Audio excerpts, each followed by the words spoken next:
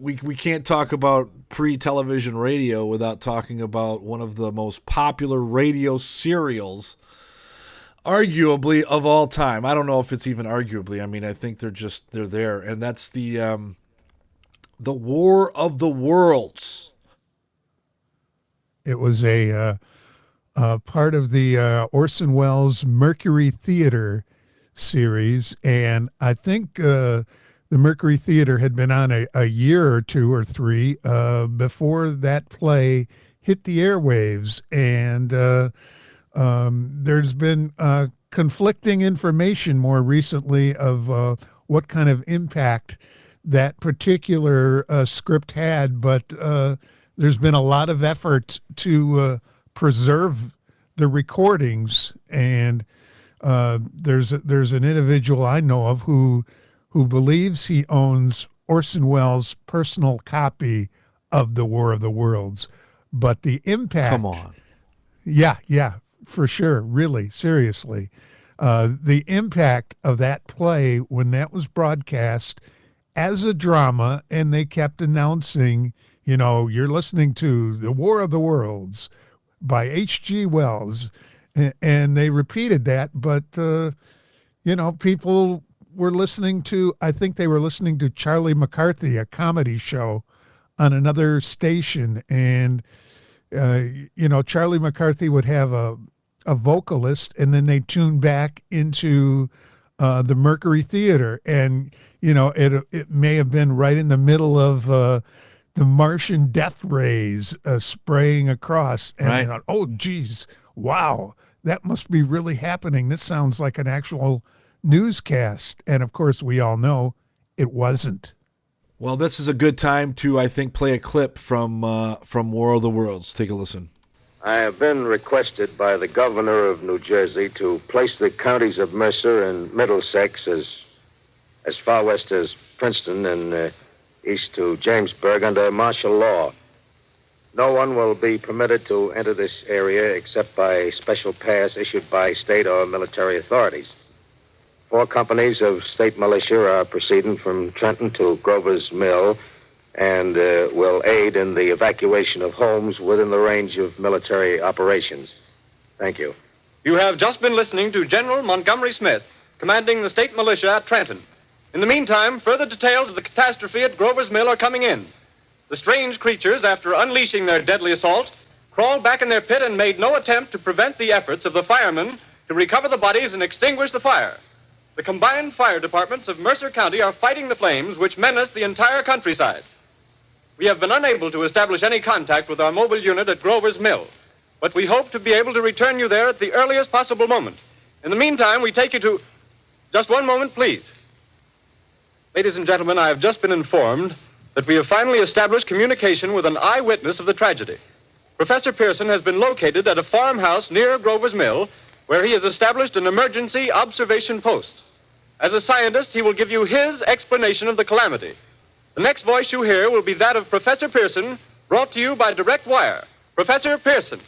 Of the creatures in the rocket cylinder at Grover's Mill, I can give you no authoritative information, either as to their nature, their origin, or their purposes here on Earth.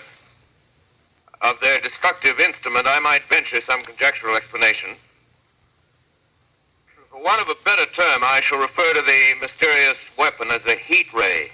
It's all too evident that these creatures have scientific knowledge far in advance of our own. You know, Bob, I spent most of my adult life wondering how people could fall for that. And then I was in my mid-30s and I was watching a documentary about the War of the Worlds. And it was put on by a community college, I think somewhere in Ohio. And forgive me, I can't remember what it was called. I feel horrible about that because it was such a good doc. And what it was this college was reenacting what famous people were, what not famous people, but people famously had said, while they were fearing that the aliens were, landing on Earth and taking over. And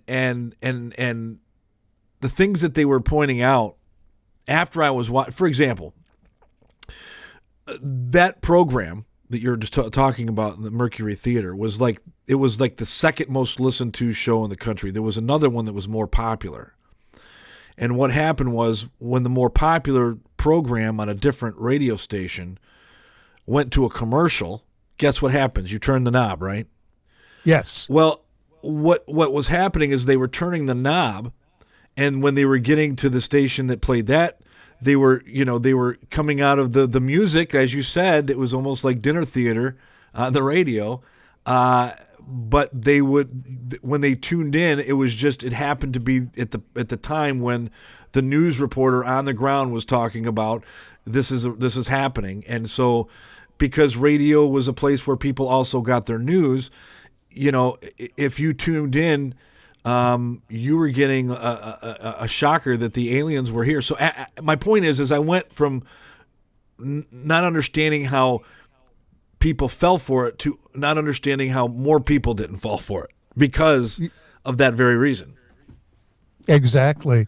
And another thing to consider, that voice in that clip of so-called Professor Pearson, that was Orson Welles himself, who was right. an extremely well-known radio actor at the time and producer, and he was regarded kind of as a boy genius as far as radio was concerned. And he was also one of the original voices of the Shadow in the yes, that's right. Yes. And they didn't notice that Professor Pearson, quote unquote, was actually Orson Welles playing a dramatic role. Yeah. And man, what a career he made for himself. He went on and made what people call the best and worst movie of all time, Citizen Kane. But yeah, so he was a master storyteller, and he utilized the theater of the mind, which was what radio was all about. And occasionally, he would bring an episode or rather a movie to a radio series, such as in the case of The Third Man, The Lives of Harry Lime. Great that was picture. all That was Orson great. Welles. Yep. Yes.